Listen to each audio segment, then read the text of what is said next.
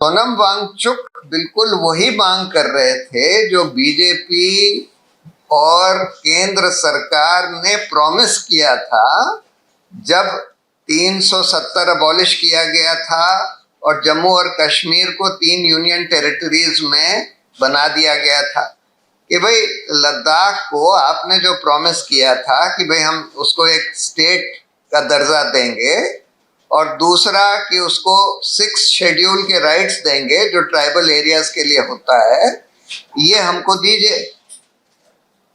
अब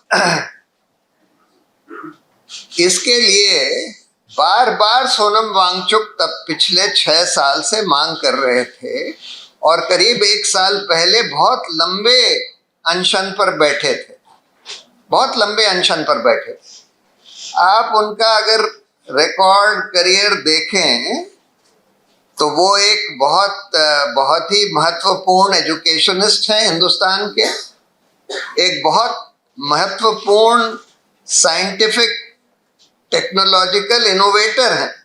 इन्होंने बहुत सारे आविष्कार साइंस के क्षेत्र में, टेक्नोलॉजी के क्षेत्र में, हिल एरियाज के लिए किए हैं और क्लाइमेटोलॉजिस्ट हैं और क्लाइमेट चेंज के बारे में जिसका असर लद्दाख वगैरह पर बहुत हो रहा है उसके बारे में बहुत कंसर्न रहते थे, उसके बारे में बहुत बोलते थे और उनको तमाम अवार्ड्स मिले हैं, हर तरह के अवार्ड्स, हर तरह के ऑर्गेनाइजेशन से, सरकारों से उनको अवार्ड्स मिले हैं और उन्होंने एज सच मोदी सरकार का कभी विरोध नहीं किया था। सिर्फ ये मांग थी उनकी कि भाई हमको जो आपने प्रॉमिस किया था वो तो दीजिए, जो मिनिमल डेमोक्रेटिक राइट्स हैं वो दीजिए। और हर बार वो बिल्कुल नॉन वायलेंस की बात करते थे। अभी भी जब वायलेंस हुआ, वायलेंस कैसे हुआ? अगर आप वायलेंस की क्रोनोलॉजी देखें तो पहले एक बिल्कुल पीसफुल डेमोन्स्ट्रेशन हो रहा था वहां पर लद्दाख में इसी मांग के साथ, और उस डेमोन्स्ट्रेशन पर पहले लाठी चलाई गई। जब लाठी चलाई गई तो कुछ लोगों ने शायद पत्थर फेंकने शुरू किए। लाठी चलाई गई और टीयर गैस चलाई गई। तब पत्थर कुछ लोगों ने फेंके। पत्थर फेंकने के बाद गोलियां चली और कई लोगों की मौत हो गई और करीब 80-90 लोग अस्पताल में हैं। 4 लोगों की तो मौत हो गई जिसमें एक तो आर्मी के ऑफिसर है और बहुत सारे लोग अस्पताल में हैं जो घायल हो गए। उसके बाद ये आर्सन वगैरह जो शुरू हुआ ये उसके बाद हुआ। यही चीज अगर आप देखें एक तरह से नेपाल में भी हुई थी, लेकिन जैसे ही ये वायलेंस शुरू हुआ तुरंत सोनम वांगचुक ने तुरंत उसको डिनाउंस किया कि ये वायलेंस जो है, ये आग वाग लगाने का जो सिलसिला है, ये हमारे मूवमेंट को पीछे कर देगा, गड़बड़ा देगा हमारे मूवमेंट को, हमको बिल्कुल पीसफुल रहना है। उन्होंने वायलेंस को कंडेम किया।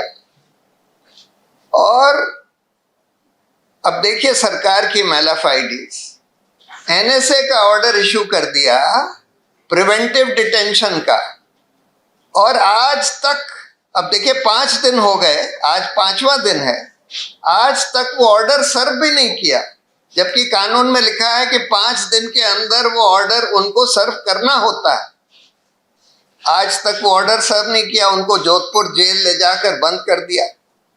और कैसे कोई कह सकता है कि उनको डिटेन करने से वायलेंस रुकेगी या उनको डिटेन करने से इस वायलेंस में कोई भी फायदा होगा? इनफैक्ट उनको अगर अरेस्ट नहीं किया जाता तब तो वो हेल्प कर रहे थे इस वायलेंस को रोकने में, बार बार आवाज दे रहे थे कि भाई ये सब नहीं होना चाहिए।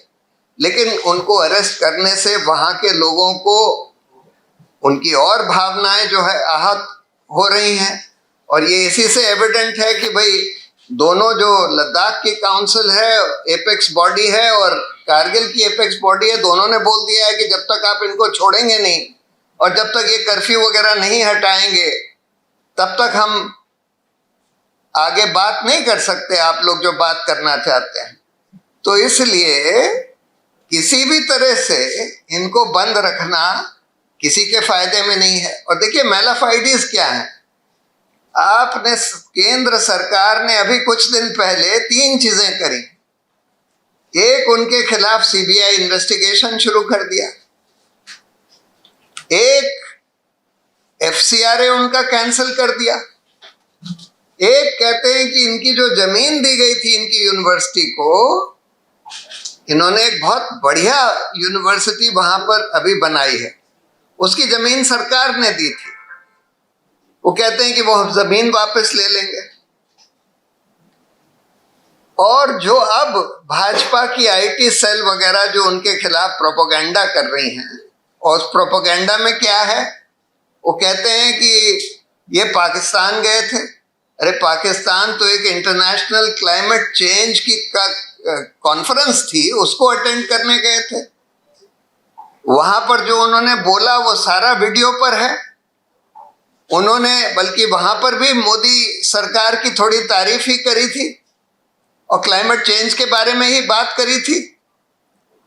और उधर एफसीआरए के कैंसिलेशन ऑर्डर में ये लिख दिया है कि वहां पर सिक्योरिटी के खिलाफ कुछ बोल रहे थे। अरे वो तो फूड सिक्योरिटी के बारे में बोल रहे थे। फूड सिक्योरिटी को कहते हैं, सिक्योरिटी के खिलाफ कुछ बोल रहे थे। जब वो ये कह रहे थे कि भाई ये जो क्लाइमेट चेंज हो रहा है हमारे फूड सिक्योरिटी को भी थ्रेटन करेगा, तो मतलब किसी भी तरह से ये जो सरकार का मूव है कि इनको एनएसए में बंद कर लो और इससे वायलेंस रुकेगा, तो किसी भी तरह से जायज नहीं है, हर तरह से काउंटर प्रोडक्टिव होगा, बिल्कुल अनफेयर है, बिल्कुल मैलाफाइडी है। और मैलाफाइडीज इतनी सारी चीजों से एविडेंट है, जिस तरह का सोशल मीडिया कैंपेन बीजेपी वालों ने चलाया है उनके खिलाफ, उनको एंटी नेशनल साबित करने के लिए, उससे बिल्कुल क्लियर है कि जस्ट बिकॉज ये वो मांग कर रहे हैं जो भाजपा ने और सरकार ने खुद प्रॉमिस करी थी, और अब वो लोग देना नहीं चाहते, ना तो स्टेटहुड देना चाहते हैं, ना कोई 6 शेड्यूल राइट्स देना चाहते हैं, तो बस इस वजह से यानी जो भी सरकार के खिलाफ बोलेगा उसको बंद कर दिया जाएगा। अगर कोई दूसरे चार्ज में नहीं तो फिर प्रिवेंटिव डिटेंशन कर दिया जाएगा। ये चल रहा है। तो मैं बस यही कहना चाहता था कि हम लोगों की तो बिल्कुल सीधी सीधी मांग है, आप स्टेटहुड दीजिए, आप 6 शेड्यूल राइट्स दीजिए लद्दाख को, आप ही ने प्रॉमिस किया था, और ये इनको रिलीज करिए, मतलब और कर्फ्यू वगैरह लिफ्ट करिए। यही सब हम लोगों की मांग है।